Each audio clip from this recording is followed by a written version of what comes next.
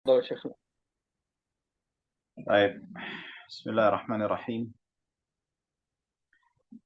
الحمد لله رب العالمين، والصلاة والسلام على أشرف المرسلين سيدنا وحبيبنا محمد وعلى آله وصحبه ومن تبعهم بإحسان إلى يوم الدين.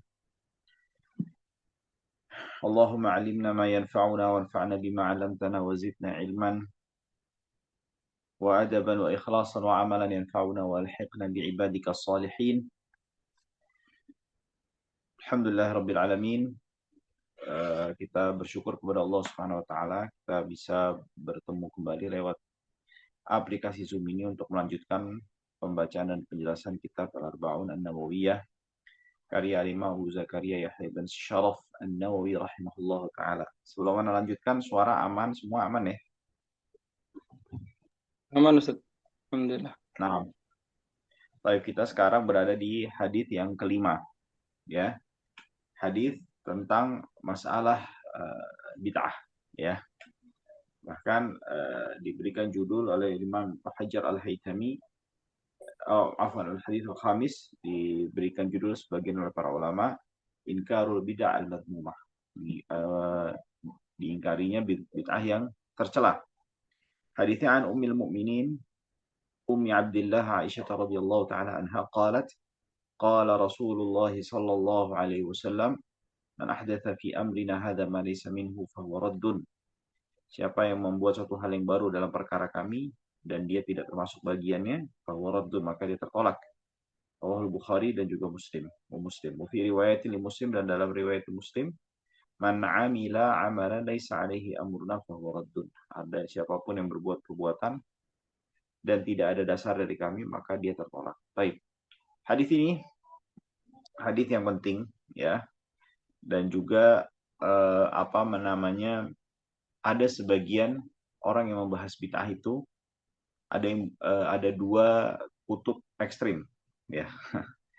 Kutub ekstrim itu gimana? Satu sisi terlalu membahas sampai semuanya tuh dibid'ahin.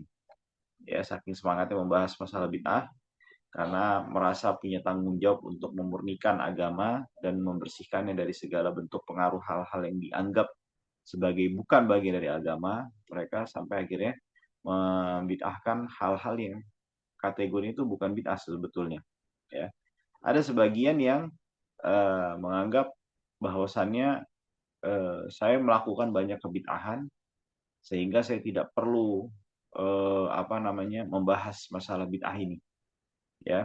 Jadi tidak mau membahas dan sebisa mungkin tidak mau memperdalam dan mendudukkan masalah bid'ah ini itu sendiri, ya. Jadi karena menganggap dirinya melakukan kebid'ahan, suatu hal yang baru, perkara yang baru, tidak ada contohnya atau tidak ada yang melakukannya sebelumnya, ya, selain daripada dirinya ataupun komunitasnya. Lalu dia merasa udah nggak perlu deh kita membahas masalah bid'ah. Nah, ini nggak, kurang tepat juga karena eh, apa namanya, Rasul Shallallahu Alaihi Wasallam pun memberikan peringatan kepada para sahabatnya tentang perkara bid'ah, suatu perkara yang baru yang tidak ada landasannya daripada agama ini, dan hendak untuk tidak dikerjakan dan dilakukan ataupun diimani, ya. Nah, hadis ini eh, merupakan termasuk hadis yang menjadi hal yang penting untuk dipelajari sampai-sampai Nabi Imam Nawawi memasukkan ke dalam kitabnya Al-Arba'un ini. Kan kita tahu Arba'in Nawawiyahnya Imam Nawawi ini adalah memasukkan 40 hadis yang menjadi landasan pondasi agama secara umum. Artinya ini merupakan hal yang penting untuk diketahui, yang penting untuk kita perdalami dan pelajari berkaitan agama kita, dan ini masuk bagian daripada apa? Hal-hal yang menopang agama kita sehingga semakin sempurna. Baik.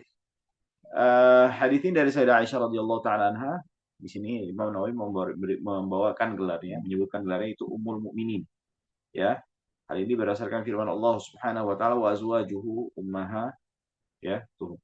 Ya, dan istri-istri beliau Nabi Muhammad SAW adalah ibu-ibu daripada orang-orang yang beriman. Maksudnya ibu di sini adalah fil ihtiram wa ta'zim wa hurmatin nikah. Dalam hal memuliakan, ya, menghormati dan juga keharaman untuk dinikahi.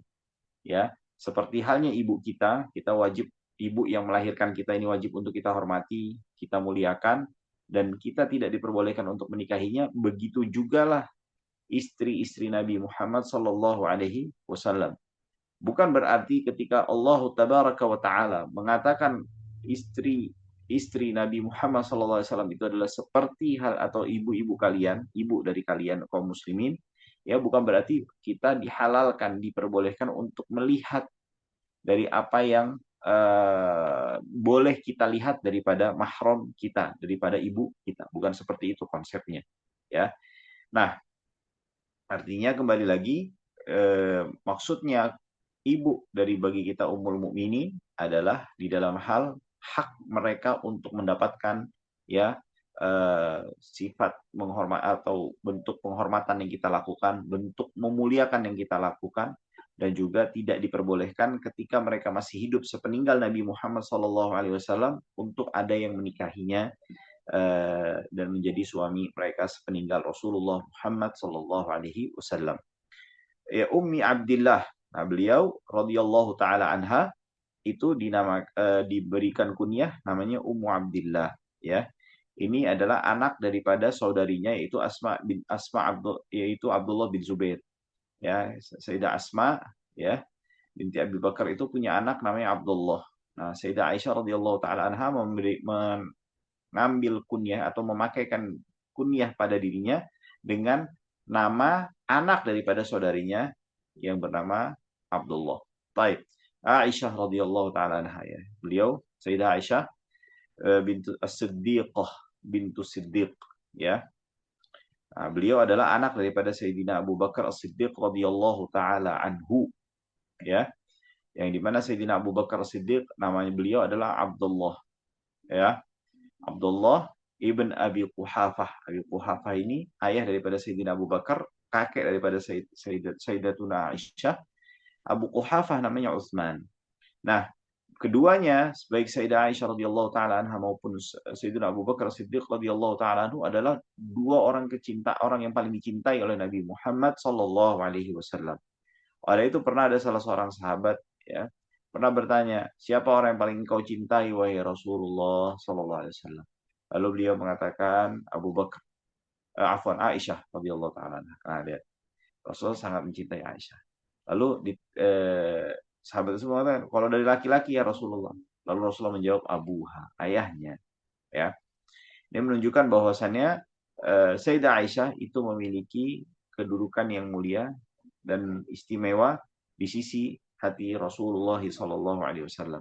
Di mana beliau merupakan satu-satunya istri Rasulullah SAW yang dinikahi, yang di mana beliau adalah seorang gadis. Ya, Rasulullah SAW itu menikahi ya 11 perempuan, ya 11 perempuan. Ada sebagian riwayat mengatakan 12, ya sebagian lagi mengatakan 13, ya. Akan tetapi dari semua istri-istri atau yang pernah dinikahi oleh Nabi Muhammad SAW yang gadis hanyalah Sayyidah Aisyah radhiyallahu taala anha. Nah, beliau dinikahi oleh Nabi Muhammad SAW pada bulan dinikahi oleh Rasulullah SAW ketika itu umur beliau masih berumur 6 tahun. Ya, masih berumur berapa? 6 tahun. Dan beliau tinggal bersama Rasulullah SAW ketika beliau berumur 9 tahun. Jadi artinya Rasulullah dinikahkan ya di akad ya melaksanakan akad ya untuk meminang dan menjadikan Sayyidah Aisyah radhiyallahu taala anha sebagai istrinya ketika beliau radhiyallahu taala anha berumur 6 tahun. Nah, ini suatu hal yang normal di era itu ya, bukanlah sebagai bentuk penyimpangan. Ya, karena memang kita mengetahui adanya perubahan manusia dari zaman ke zaman. Itu faktornya banyak hal, bisa dari makanan, bisa dari iklim, bisa dari psikologis yang menjadikan atau yang mereka hadapi, yang mereka dapatkan di era mereka itu berbeda dengan era-era sebelum ini, ya. Nah, di mana kalau misalnya mengatakan ada kan sebagian orang-orang yang membenci Nabi Muhammad SAW itu sampai menyematkan kepada Rasulullah SAW dengan julukan-julukan atau gelaran-gelaran yang sangat amat buruk, ya, yang menunjukkan akan sebuah penyimpangan ketertarikan atau sebuah penyimpangan dalam hal perkara masalah apa namanya, keinginan terhadap lawan jenis, ya. Perlu diketahui bahwasanya pernikahan dengan anak umur sekian itu adalah sebuah hal yang lumrah dilakukan di zaman itu, dan itu bukanlah sebuah hal yang dianggap bertentangan dengan moral masyarakat di era tersebut. Bahkan raja-raja di apa namanya, di Eropa, ya, itu ada yang menikah dengan seorang perempuan yang berumur 5 tahun, ya.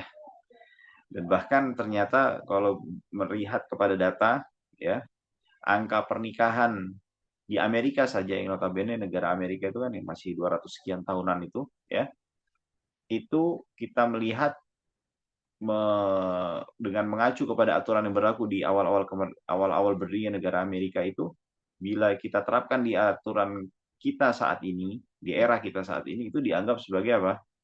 Sebagai pedofilia malah. Jadi katakan seperti itu, atau bisa mengatakan sebagai bentuk pelecehan terhadap anak di bawah umur. Nah, ini Amerika baru 200 tahun. Nah, bagaimana yang masyarakat yang apa? Yang 1000 tahun yang lalu. Nah, ini kembali lagi karena ada perbedaan mungkin dari sisi fisik, dari sisi hormon dan lain sebagainya, faktor-faktor yang menjadikan hal tersebut sebagai hal yang lumrah dan normal di era tersebut. Ya, baik. Maka itu Imam Syafi'i rahimahullah ta'ala radhiyallahu anhu pernah mengatakan, saya pernah bertemu seorang nenek, ya, seorang nenek yang dia baru berumur berapa? Baru berumur 20 tahun, ya. Jadi dia menikah umur 9 tahun, punya anak umur 10 tahun. Anaknya ketika dia mendapatkan anak pertama, anak perempuan. Anak perempuan itu ketika berumur 9 tahun, yang dimana perempuan tersebut yang melahirkannya baru berumur 19 tahun, dinikahkan anaknya. Anaknya sudah menikah, lalu melahirkan. Ketika itu ibu dari anak tersebut yang sudah melahirkan lagi itu sudah berumur 20 tahun. Baik. Ala kulli hal. Lalu beliau radhiyallahu taala anha ditinggal Rasulullah sallallahu alaihi wasallam di saat umur beliau 18 tahun, dan hidup sepeninggal Rasulullah sallallahu alaihi wasallam selama 40 tahun. Yang dimana beliau meninggal di tahun, ada yang mengatakan 57, ada yang mengatakan 58 Hijriah. Ada yang mengatakan 58 Hijriah. Tamam. Nah, beliau adalah termasuk istri Rasulullah Sallallahu Alaihi Wasallam yang paling cerdas, yang paling banyak meriwayatkan, termasuk yang paling banyak meriwayatkan hadis Rasulullah Sallallahu Alaihi Wasallam. Bahkan disebutkan oleh para salaf, para tabi'in, disebutkan bahwasanya Sayyidah Aisyah radhiyallahu taala anha adalah perempuan yang paling mengerti tentang ilmu faraid, yang dimana menjadi salah satu rujukan para sahabat Nabi Muhammad Sallallahu Alaihi Wasallam berkaitan masalah pembagian warisan, ya. Ini menunjukkan akan apa kelebihan Sayyidah Aisyah radhiyallahu taala anha dalam masalah keilmuannya. Oleh dari itu, ketika para ulama membahas apa? Membahas mana yang lebih afdal, mana yang lebih mulia daripada atau mana yang keutamaannya lebih besar, lebih tepat seperti itu. Sayyidah Aisyah radhiyallahu taala anha atau Sayyidah Khadijah, mana yang lebih besar keutamaannya? Sebagian para ulama mengatakan la, Sayyidah Aisyah radhiyallahu taala anha lebih besar keutamaannya. Sebagian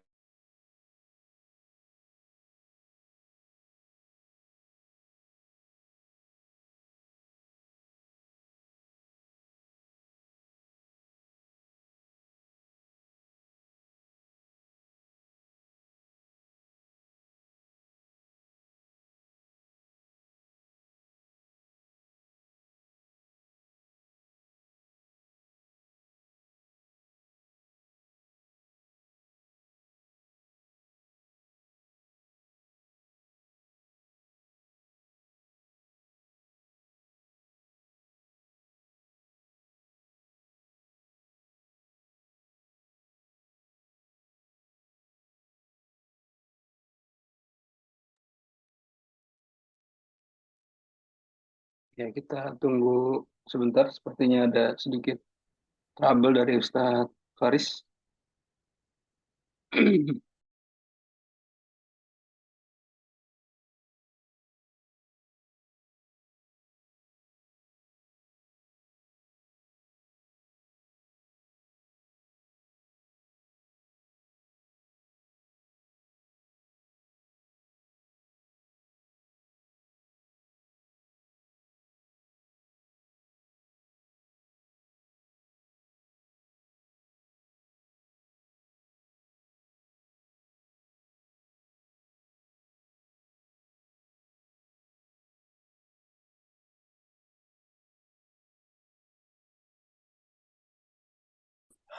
Nah, Sayyidah Aisyah radhiyallahu taala anha itu para ulama berbeda pendapat di dalam masalah mana yang keutamaan yang lebih besar. Sayyidah, tentu kedua-duanya ini adalah orang yang memiliki keutamaan di sisi Nabi Muhammad sallallahu alaihi wasallam.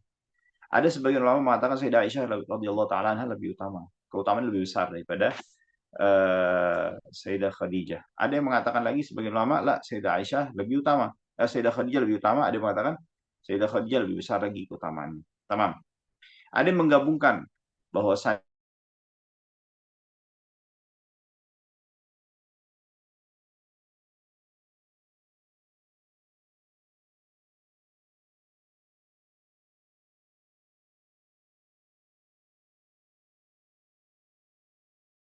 Muhammad sallallahu alaihi wasallam. Tamam. Uh, nah, disebutkan beliau itu menghafal 1200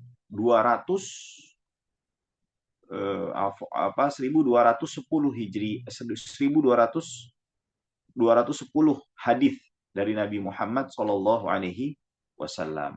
Baik. Nah, yang di mana Bukhari dan juga Muslim meriwayatkan ya 174 nih. Bukhari dan Muslim meriwayatkan 174 ya. Adapun Bukhari hanya yang Bukhari sendirian yang tidak diriwayatkan oleh Imam Muslim itu ada 74 hadis ya. Adapun Imam Muslim yang hanya Imam Muslim saja yang meriwayatkan dari Sayyidah Aisyah tanpa Bukhari meriwayatkannya ada 68 hadis. Baik. Hadisnya berbunyi qala Rasulullah sallallahu alaihi wasallam man ahdatsa fi amrina hadza ma laysa minhu fa huwa radd. Baik. Perhatikan. Di sini Al-Imam An-Nawawi rahimahullahu taala menjadikan hadis ini sebagai hadis dasar yang menjelaskan tentang terlarangnya perbuatan bid'ah atau perbuatan hal yang mengada-ada di dalam syariat, dan beliau tidak membawakan hadis apa kullu bid'atin dhalalah ya. Mengapa demikian? Karena kullu bid'atin dhalalah itu pun ya tidak dipahami kulnya tersebut sifatnya am, tapi amun makhsus, am yang sifatnya itu tidak mencakup secara keseluruhan secara total ya. Jadi nggak semua yang baru itu bid'ah. Ya, kullu bid'atin dhalalah, dan bid'ahnya adalah dhalalah ya. Nah, lantas apa itu bid'ah? Bid'ah itu adalah sebuah perkara atau suatu hal yang baru yang tidak ada contoh sebelumnya itu dari sisi bahasa. Adapun di dalam sisi syariat adalah apa? Setiap perkara baru yang bertentangan. Kayak lagi itu perlu dipahami itu. Setiap perkara baru yang bertentangan ya dengan panduan umum syariat, baik sifatnya itu kaidah ataupun hadis-hadis yang sifatnya global ya, yang mencakup ya perkara-perkara yang baru tadi. Kalau dia tidak tidak cocok ya, tidak selaras dengan dalil-dalil umum tadi, maka dia termasuk ke dalam bid'ah. Nah, definisi ini diambil dari mana? Dari sabda Nabi Muhammad sallallahu alaihi wasallam tadi yang dibawakan Imam An-Nawawi. Mengapa bisa demikian? Karena kita perhatikan. Rasulullah sallallahu alaihi wasallam menjelaskan konsekuensi dari seseorang melakukan bid'ah itu akan ditolak amalannya, perbuatannya. Tapi kita untuk mendapatkan sebuah hasil harus melewati yang namanya apa? Sebuah istidlal atau muqaddimat. Ya, ada premis-premisnya. Ya, jadi nggak asal sama dengan dua. Nah, dua ini dihasilkan dari mana? Nah, jadi ada proses satu ditambah satu, bukan satu sama dengan dua, nggak bisa. Satu harus angka satu harus ditambahkan lagi, ditambah satu sama dengan dua, seperti itu. Nah, premisnya pertama adalah apa? Perkara baru. Perkara baru. Yang kedua adalah dia bertentangan dengan syariat. Nah, ini secara teksnya. Secara mafhumnya, ya, secara mafhumnya, artinya ada perkara baru yang tidak bertentangan dong. Betul nggak?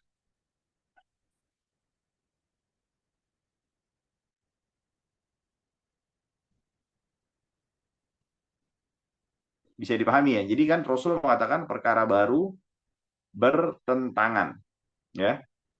Itu bila dikerjakan maka dia menjadi bid'ah, atau diimani, diyakini, maka dia menjadi sebuah bid'ah yang tertolak, ya.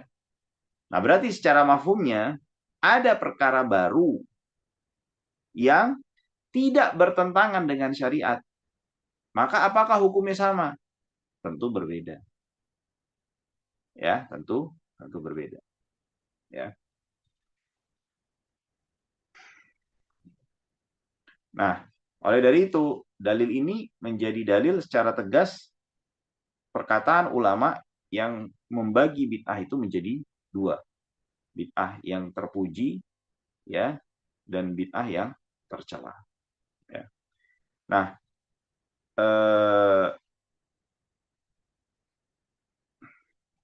sejauh ini bisa dipahami nggak penjelasannya?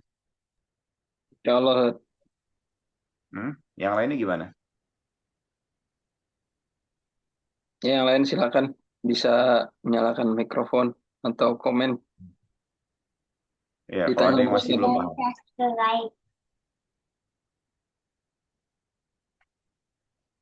Silakan yang lain. Ada yang mau ditanya dulu? Boleh.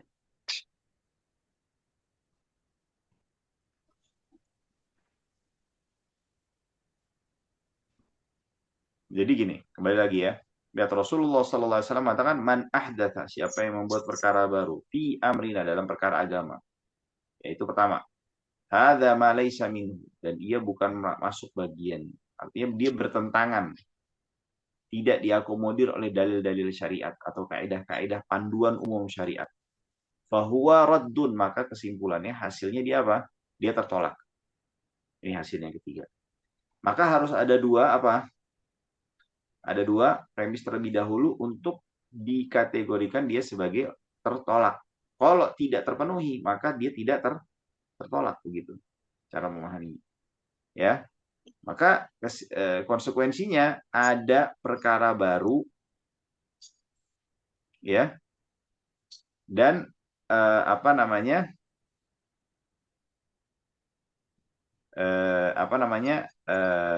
ada perkara baru tapi dia masih diakomodir oleh dalil-dalil syariat secara umum. Nah, ada yang mengatakan, Ustaz, kalau begitu kita nggak mengatakan bid'ah hasanah itu bukan bid'ah. Ya silahkan saja, nggak ada masalah. Itu metode caranya Imam Ibnu Taimiyah.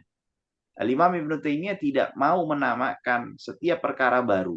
Perkara baru nih ya, yang jelas-jelas nggak pernah dilakukan oleh tabi'in, nggak pernah dilakukan sahabat, bahkan Rasul pun nggak pernah melakukannya. Ya, itu nggak pernah dilakukan. Beliau nggak mau namakan itu sebagai bid'ah. Deh, gampang aja gitu.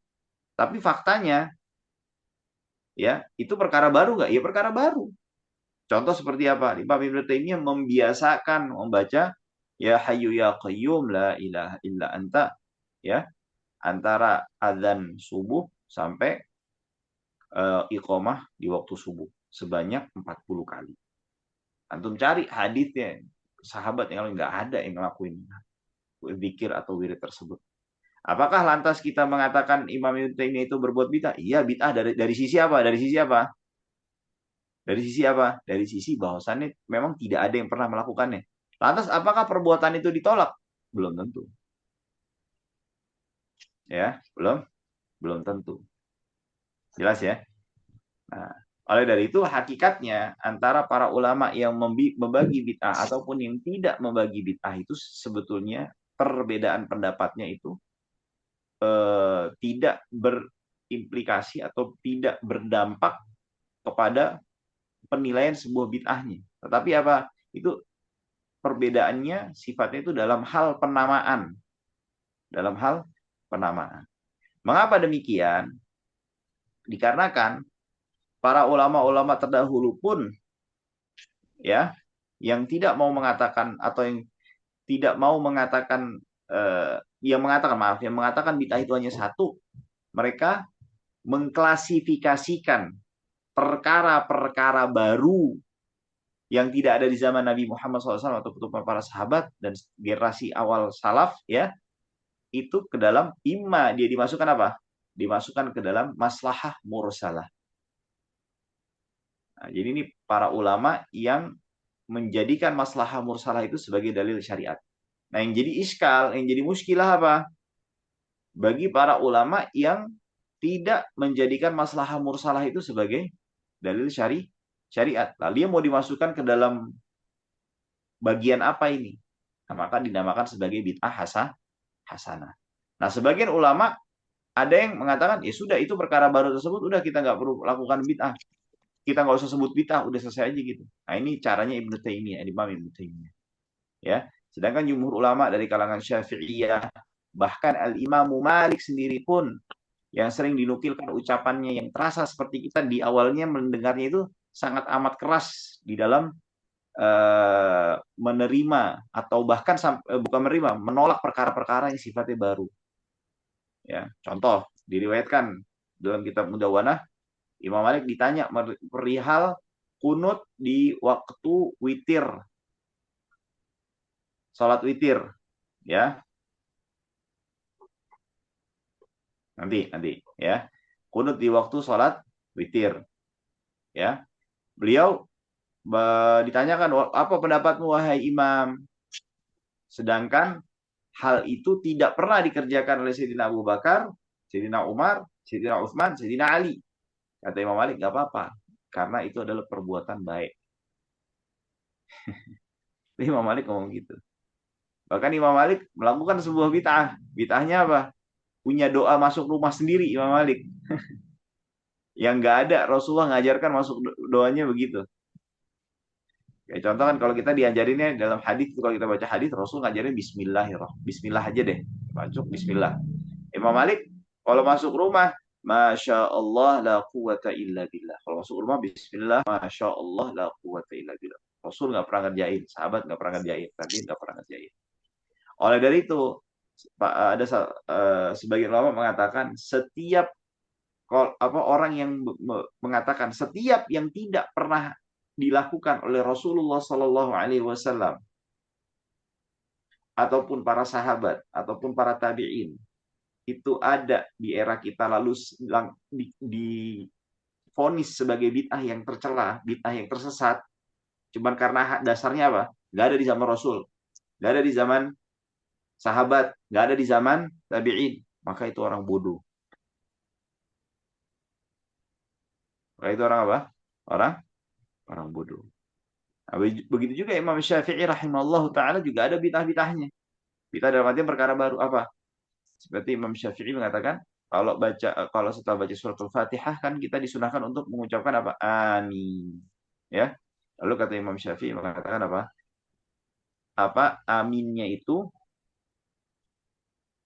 Aminnya itu kalau ditambahkan Rabbal Alamin, maka itu baik. Maka itu apa? Baik. Karena tanya, ada nggak hadisnya Rasul Sallallahu Alaihi Wasallam mengajarkan kepada kita setelah waladhdallin lalu amin Rabbal Alamin. Ada nggak? Nggak bakal ada. Karena memang nggak ada. Tapi apakah bertentangan? Nah itu dia pertanyaannya. Bertentangan nggak dengan nilai syariat? Enggak. Karena Rasul Sallallahu Alaihi Wasallam dalam sebuah hadis mengatakan, Inna hadhihi salata la yasluhu fiha min kalam innas. Salat itu nggak boleh diisi dengan ucapan-ucapan yang sifatnya itu ucapan yang hanya diucapkan kepada sesama manusia. Nah, kata Rasul, inna mahiyat takbir wa tasbih ya wa qiraatul Quran. Salat itu adalah berisikan tasbih, mensucikan Allah, dan apa memuji Allah ya, dan qiraatul Quran. Nah, Rabbal Alamin itu termasuk mensucikan memuji Allah nggak? Masuk memuji Allah. Jadi bertentangan nggak dengan syariat? Tidak. Ya. Dan juga para sahabat kita mengetahui banyak melakukan bid'ah sepeninggal Nabi Muhammad Sallallahu Alaihi Wasallam. Seperti apa? Seperti halnya salatut tarawihnya Sayyidina Umar. Jangan ada yang mengatakan, Ustadz, itu kan Sayyidina Umar, apa Rasulullah pernah melakukannya tarawih secara berjamaah walaupun 3 hari. Lalu beliau apa meninggalkannya karena khawatir nanti sahabatnya ya menyangka bahwasanya salat tarawih ini diwajibkan atas mereka. Nah, sisi kebid'ahan itu bukan dari sisi itunya. Apa sisi kebid'ahannya begini? Kita mengetahui Rasul Shallallahu Alaihi Wasallam menganjurkan sholat tarawih. Tapi adakah anjuran secara spesifik kepada kita untuk melakukan secara berjamaah? Ya, ada nggak konsekuensi atau maaf anjuran Rasulullah Sallallahu Alaihi Wasallam menganjurkan kita melakukan tarawihnya secara berjamaah? Nggak ada. Rasul menganjurkannya secara umum, mau dilakukan secara berjamaah, sendirian, atau jamaah beberapa jamaah atau satu jamaah, ya itu bebas. Rasulullah tidak membatasi. Nah, lalu sisi bid'ahnya Sayyidina Umar itu apa? Sayyidina Umar membatasinya dengan apa? Hanya dilakukan oleh satu imam. Ya. Nah, jadi sisi bid'ahnya apa? Rasul tidak membatasi, lalu Sayyidina Umar membatasi. Bid'ah nggak itu? Dalam artian perkara baru. Perkara baru nggak? Yang awalnya tidak dibatasi, lalu dibatasi. Baru nggak itu? Baru. Bid'ah. Kan tadi disebutkan. Makna bid'ah itu adalah suatu hal yang baru yang tidak ada contoh sebelumnya. Rasulullah nggak pernah ngelakuin itu, memberikan instruksi hanya membatasi satu imam saja. Nggak ada Rasulullah memberikan instruksi seperti itu. Nah, tapi pertanyaannya, apakah instruksi Sayyidina Umar itu bertentangan atau tidak? Tidak, tidak bertentangan dengan apa syariat. Ya, dan juga nanti banyak apa namanya contoh-contohnya. Di antara Sayyidina Abu Dzar Al-Ghifari, sebagaimana diriwayatkan Imam Ahmad, beliau hanya berdasarkan sabda Nabi Muhammad SAW, ya, satu sujud yang dilakukan oleh seseorang itu akan menjadikan dia dijauhkan dari api neraka sejarak sekian sekian sekian. Rasulnya mengatakan satu sujud, ya. Lantas makna satu sujud kan itu maksudnya sujud dalam sholat, ya. Itu kan maknanya umum, bisa dengan sholat sunnah 2 rakaat atau fardu. Nah, Sayyidina Abu Dzar memahami beda. Beliau sholat terus, sholat. Sholatnya gimana? Jadi Allahu Akbar, sholat tanpa ada salam sampai berapa ratus rakaat nggak tahu deh. Pokoknya berpuluh-puluh rakaat deh gitu aja. Nggak dipisah-pisah, 2 rakaat, 2 rakaat, 2 rakaat, 2 rakaat, nggak kayak gitu. Sholat terus nggak berhenti berhenti, disambung terus kayak rel gitu, kayak kereta gitu. Nah, itu bid'ah, Sayyidina Abu Dzar. Dan itu sampai sempat seorang tabi'in salah sangka melihat apa yang dilakukan oleh Sayyidina Abu Dzar Al-Ghifari. Nah, jadi kembali lagi, hadits ini yang menunjukkan bahwasannya tidak setiap bid'ah itu tercela. Tetapi menjadi apa? Menjadi sebuah apa namanya? Peringatan bagi kita jangan bermudah-mudahan untuk membuat perkara baru. Karena kenapa? Kita ini, ya, kecuali dengan merujuk kepada para ulama, ya. Ulama menjelaskan, ya udah kita bisa ikutin, ya. Karena kenapa? Kita ini belum memiliki kapasitas yang cukup untuk mengklasifikasikan apakah perkara baru ini, ya, itu diakomodir oleh syariat atau tidak. Oke, kembali lagi. Nah, man ahdatsa fi amrina hadza ma laysa minhu fahuwa raddun. Baik, kembali lagi. Oleh dari itu, para ulama menjelaskan, kan tadi sudah disebutkan kan, bahwasannya ketika dia bertentangan, ya, dengan apa? Dengan panduan syariat. Nah, jadi bertentangan itu kan artinya dia melakukan sesuatu hal yang harusnya ditinggalkan, dia kerjakan. Ya, harusnya dia kerjakan, dia apa? Dia tinggalkan. Kan begitu kan? Makna bertentangan kan begitu kan? Harusnya dia kerjain, ditinggalin. Harusnya ditinggalin, malah dikerjain sama dia. Oleh dari itu para ulama mengatakan, sebagian ulama di antara Imam Al-Iz bin Abdissalam, bid'ah itu dibagi menjadi 5. Karena kenapa? Bisa jadi perkara baru ini masuk ke dalam perkara-perkara yang sifatnya diwajibkan. Ada anjuran umum, ya, anjurannya yang umum tapi bersifat wajib. Ada juga yang anjurannya umum tapi bersifat sunnah. Maka dia sunnah perkara bid'ahnya itu. Ada yang mubah, ya mubah. Ada yang sifatnya makruh, maka dia dimakruhkan untuk dilakukan. Ada yang sifatnya haram. Nah, oleh itu kembali lagi, ya, bid'ah itu simpelnya. Simpelnya. Perkara bid'ah itu seperti halnya maksiat. Seperti halnya perkara maksiat. Maksudnya gimana? Kita tahu mengkonsumsi hal yang diharamkan maksiat atau bukan? Tolong Anda mendengar jawabannya. Pada ngikutin nggak? Gimana, Seth? Mengkonsumsi hal yang diharamkan oleh Allah itu maksiat atau enggak? Maksiat. Oke. Sekarang Anda tanya, apakah setiap perkara yang haram itu muttafaq, disepakati atau masih diperselisihkan?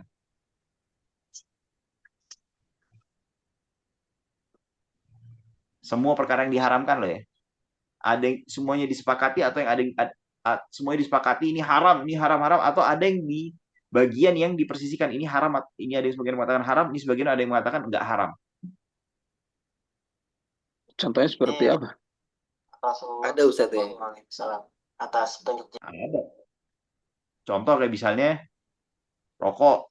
Ulama berselisih pendapat nggak rokok haram Selisih. dan tidaknya? Iya. Berselisih. Nah, sikap kita dengan perkara-perkara seperti itu apa harus kenceng-kencengan? Enggak. Enggak kan? Ya. Terus gini, ada perkara yang disepakati haramnya. Apakah kita harus menyikapi dengan sikap yang sama pada semua perkara yang disepakati keharamannya? Kembali lagi, ada perkara yang disepakati keharamannya. Apakah kita harus menyikapinya pada bagian-bagian ini dengan sikap yang sama? Jadi ada 10 nih, ini sepakat nih haram nih, sepakat nih, haram nih 10 nih, 10 bagian nih. Ini 10-10 harus kita sikapi dengan sikap yang sama. Yang haram semua. Iya, harus kita nyikapin orang yang ngelakuin yang haram itu sikapnya sama nggak? Sama semua atau tidak?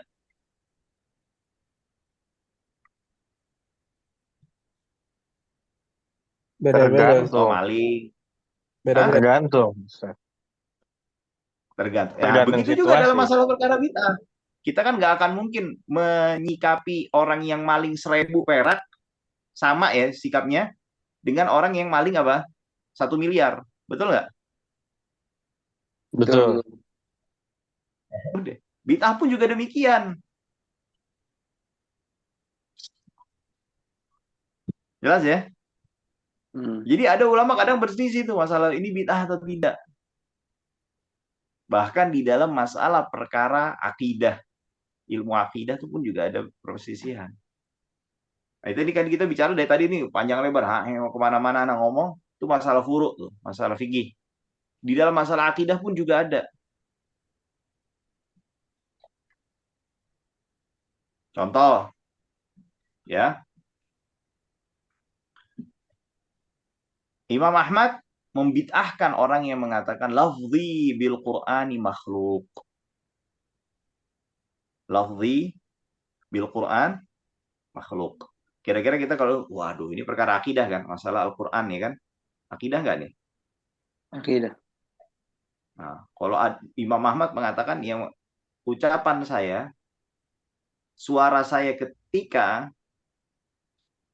ya lafat-lafat yang saya ucapkan ketika membaca Al-Quran itu lafadznya itu semuanya makhluk. Kata Imam Ahmad itu bid'ah.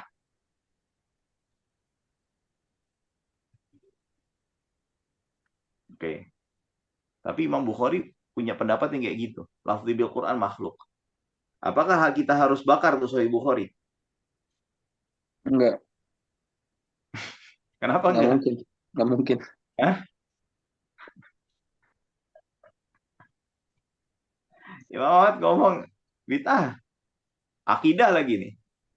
Tadi sama. Ini ada yang perkara dipersisihkan, ada yang tidak dipersisihkan dalam masalah akidah.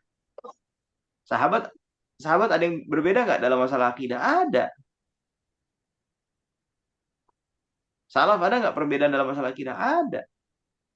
Maksudnya dalam permasalahan ilmu akidah, bukan pokok akidah ya. Bedakan antara pokok akidah dengan pembahasan akidah. Nah, ini kita bicara yang masalah apa? Pembahasan Bahasan. akidah. Iya. Yeah. Kayak contoh ada yang mengatakan sebagian salaf itu Sayyidina Ali lebih afdol daripada Sayyidina Utsman. Ada nggak? Ada ahlu Kufah mengatakan Sayyidina Ali lebih afdol daripada Sayyidina Utsman. Apakah kita lantas menghajar, memboikot, langsung melabeli penduduk Kufah yang hidup di era pendapat itu merebak? Wah, sebagai ahlul bidah jangan diajak ngomong, jangan ditemenin, jangan diapain, jangan diapain, udah nggak usah kenal. Kayak begitu. Enggak. Nah, makanya itu ulama Hanabila mengatakan maksudnya lafzi bil Quran makhluk itu adalah ini perkataan ini tidak pernah ada dulu di era salaf. Memang ada salaf yang ngomong lafzi bil Quran makhluk? Nggak ada. Jadi bid'ah nggak itu? Bid'ah dalam artian apa? Tidak ada di zaman dulu. Itu maknanya ucapannya siapa? Imam Ahmad bin Hanbal.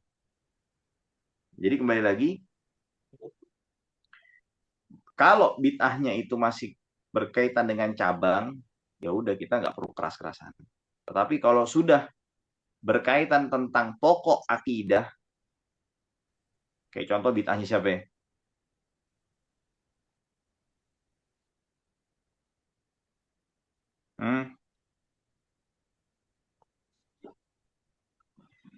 Bid'ahnya Qadariyah, bid'ahnya Syiah di dalam masalah Khawarij, Rafidhah. Nah, itu baru kita boleh untuk apa? Bersikap tegas di dalam masalah itu. Jelas ya? Nah, Ustaz. Nah, jadi kembali lagi, tidak setiap perkara baru itu harus kita sikapi dengan sikap yang keras. Kita klasifikasikan sebagai apa namanya? Sebuah perkara yang orang yang melakukannya atau bahkan orang yang mengimaninya lantas dia tersesat dan masuk neraka. Nggak kayak gitu. Jelas ya? Nah, baik.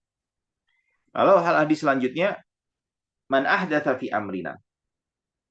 Ya, kan membuat suatu hal baru dalam perkara kami, perkara agama. Ya, lalu Imam Nawawi subhanallah saking detailnya supaya orang tidak menyangka bahwasannya perkara baru di sini hanya berkaitan dengan akidah, tapi juga berkaitan dengan perkara amaliyah pun juga ada yang bid'ah. Maka beliau bawakan riwayat-riwayat Muslim. Satu riwayat di dalam Sahih Muslim, man amila, di mana Rasul secara tegas, man amila amalan laisa alaihi amruna fahuwa raddun. Siapa yang mengerjakan sebuah amalan yang tidak ada contohnya dari kami, maka dia masuk apa? Ya, dia masuk sebuah perkara yang ditolak. Nah, itu jadi hadis yang riwayat yang kedua ini dibawakan Imam Nawawi untuk menegaskan bahwasannya perkara baru itu ya juga mencakup masalahnya apa? Mencakup kepada perbuatan amaliyah pun juga ada yang perbuatan baru yang bila dilakukan bertentangan dengan syariat maka dia juga tertolak. Baik. Sampai di sini dulu. Wallahu alam. Bila ada yang mau ditanyakan, kita buka sesi tanya jawab deh. Ya. Jazakumullah khair, Ustaz. Iya, Eh, di sini video banyak. Anda tuh putus-putus. Kenapa, Ustaz? Terlihatnya. Videonya putus-putus ya terlihatnya. Apa? Enggak sih. Secara umum enggak, Enggak tadi ya? aja. Oke, ada yang mau tanyakan? Kalau yang di komen perlu udah terjawab atau mau dijawab ulang, Ustaz? Apa Yang nih di chat. pertanyaannya? Tadi kayaknya sepertinya beberapa udah dijawab ya, atau perlu dijawab. Misal ibarah referensinya Ustadz terkait premis bid'ah. Ya Ya itu ini ada. ucapan Imam Syafi'i. Contohnya ya. Oke. Contoh Imam Syafi'i ini dalam manaqibul Syafi'i ya. Apa namanya? Manaqibul Syafi'i ya. Setiap di mana kurang lebih mana begini. Setiap bid'ah yang bertentangan, lihat bertentangan, yukhalif, menyelisihi ya kitab, sunnah, asar sahabat, mazmum ya. Imam Syafi'i mengatakan setiap bid'ah baru tidak bertentangan, tidak menyelisih. Berarti ada perbuatan baru kan, baru tapi tidak menyelisih. Berarti ada. Jadi nggak setiap yang baru itu harus ditolak, enggak kayak gitu. Konsep berpikir masalah bid'ah di kalangan ulama tuh enggak kayak gitu. Itu kan dipahami dari siapa Imam Syafi'i. Ya, itu ucapan Imam Syafi'i sendiri yang diriwayatkan Imam Baihaqi di dalam kitab Manaqibnya sampai kepada Imam Syafi'i. Paham? Jadi Imam Syafi'i itu membagi kepada dua. Artinya kan kita bisa memahami dari kenapa Imam Syafi'i sampai bagi dua? Ya karena Rasul mengatakan seperti itu. Artinya dari secara mafhumnya, secara konteks pembicaraan yang Rasulullah sampaikan atau sabdanya, setiap perkara baru kalau dia tidak bertentangan dengan syariat, maka dia nggak rot.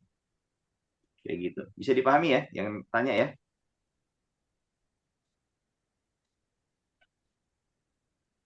Semoga menjawab jawaban apa Baik, pertanyaannya. silakan. Yang lain, kalau ada yang mau bertanya, boleh di chat atau langsung aktifkan speaker, langsung bertanya, boleh juga. Atau kalau mau bantah juga nggak apa-apa. Bantah juga silahkan. Masya Allah.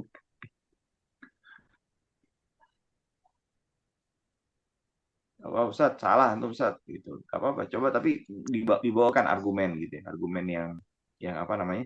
Ini ada pertanyaan Ustaz. Bukan. Apa tuh? Ustadz, mana yang paling utama dalam istinbat hukum?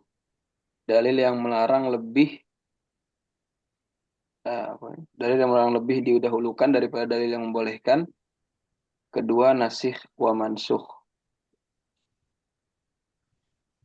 Afwan nih. Nih Isma, nih perkataan Syafi'i ini udah ketemu. Ya dengerin ya. Ma uhditha, setiap perkara yang dibuat ya.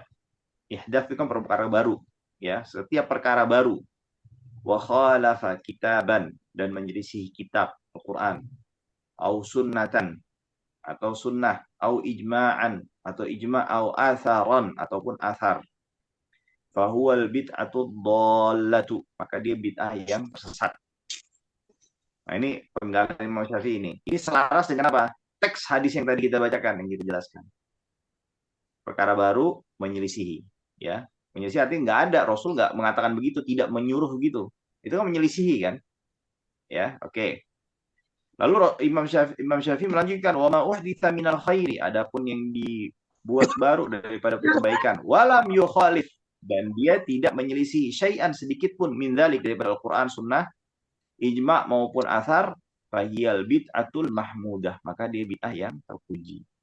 Itu perkataan siapa? Imam Syafi'i. Di dalam kitab juga diantaranya Al-Manaqib Imam Syafi'i, dan juga Imam Baihaqi membawakan dalam kitab Al-Madkhal ila Sunanil Kubra. Masya Allah.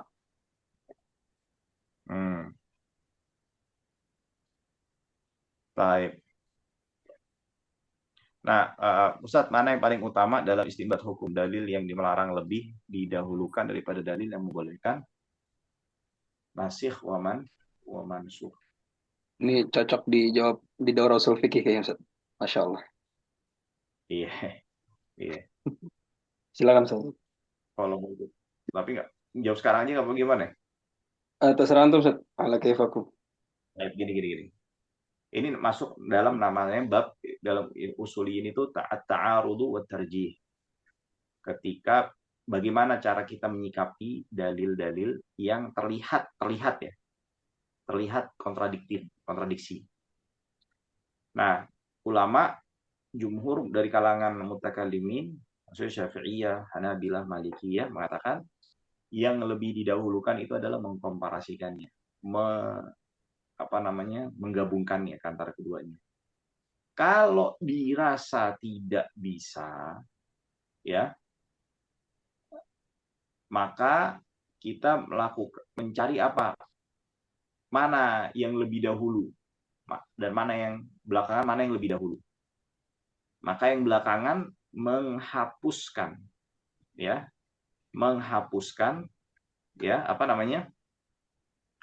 yang datang duluan. Nah, ini kan tapi kan untuk melakukan ya proses yang kedua ini dengan syarat apa? Diketahui waktu kapan Rasulullah menyampaikan hadis yang bertentangan tersebut. Nah, kalau nggak diketahui bagaimana caranya? Maka kita melakukan yang namanya tarjih, menguatkan salah satu di antara keduanya. Nah, caranya di antaranya apa? Di antaranya apa? Di antara caranya ya, di antara caranya adalah di antaranya enggak, ini bukan suatu hal yang mutlak sifatnya. Yang mengharamkan lebih diutamakan, lebih dikedepankan, lebih didahulukan daripada yang membolehkan. Jadi kalau ada dalil tegas, nggak boleh, Rasulullah mengatakan gitu, ya tuh lakukan kayak gitu. Nah ini kan nggak boleh lakukan, perkara yang sama ya, dengan tegas tuh, jelas tuh. Nah ini kita nggak tahu, oh ini nggak bisa kita gabungin. Pertama itu. Terus kita nggak tahu ini kapan bicaranya, ini kapan, kita nggak tahu, nggak punya riwayat waktunya. Kalau kita punya riwayat waktunya, maka yang belakangan menghapus yang lebih dahulu sebelumnya, atau yang menghapus yang sebelumnya. Nah itu dia. Tapi kita nggak punya riwayat waktunya. Ya sudah, maka kita kuatkan salah satu di antara kedua riwayat tersebut. Di antara bentuk caranya Pak, ya makanya yang melarang itu didahulukan. Taib. Ustadz, kalau pembagian tauhid jadi 3 itu, apakah ada yang menggolongkan jadi bid'ah dalam urusan akidah dan sifatnya pokok? Enggak ada. Itu orang yang dulu. Dalam masalah apa? Di dalam masalah membaginya ya. Ya. Di dalam masalah membagiannya. Membagi. Yang jadi titik tengkarnya itu jenis pembagiannya. Atau lebih simpel gini deh, lebih simpelnya. Antum kok ada jenis pembagian saat itu? Kalau antum belajar mantik paham itu. Simpelnya gini, konsekuensi dari pembagian itu melahirkan sebuah konsekuensi yang mungkar atau tidak, dah intinya gitu. Kalau melahirkan konsekuensi mungkar, maka pembagian itu batil. Kalau tidak, maka bukan suatu hal yang batil. Dah gitu aja, simpelnya. Nah, adapun pembagian yang 3 itu, dahulu para salaf itu tidak menghasilkan sebuah konsekuensi yang buruk. Ya Ibnu Battah itu juga membagi 3, rububiyah, uluhiyah, asma sifat, begitu. Jauh sebelum Ibnu Taimiyah. Tetapi ada di era setelah Imam Ibnu Taimiyah yang mengambil pembagian tersebut, tapi dipahaminya dengan cara pemahaman yang sedikit berbeda dan melahirkan konsekuensi yang batil, sehingga itu yang dibid'ahkan. Bisa dipahami ya? Bisa Ustaz, makasih. Nah. Baik. Itu aja. Kalau ada yang nggak ada yang tanyain lagi? Hah? Atau ada yang mau itu tadi apa? Ada yang mau nyanggah, Ustaz? Antum salah nih, Ustaz. Enggak apa-apa, sanggah aja. Konsekuensi batilnya itu lebih panjang lagi kali Sate, penjelasannya. Iya. Oh iya. Itu nanti masa ya panjang lah. Panjang itu. Baik, Masya Allah. Ada lagi ikhwah mungkin yang mau bertanya?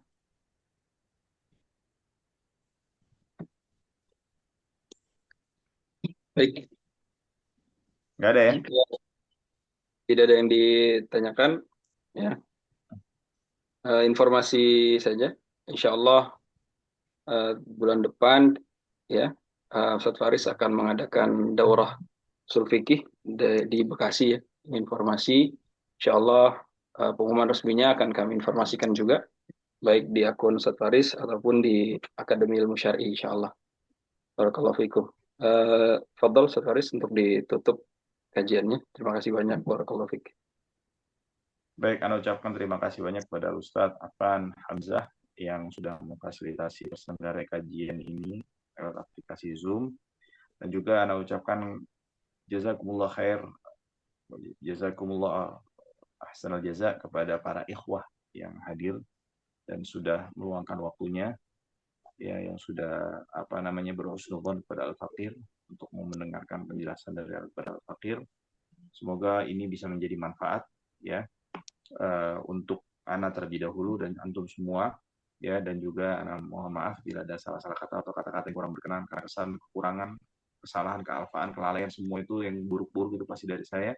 Kebenaran serta kesempurnaan hanyalah milik Allah Subhanahu wa taala.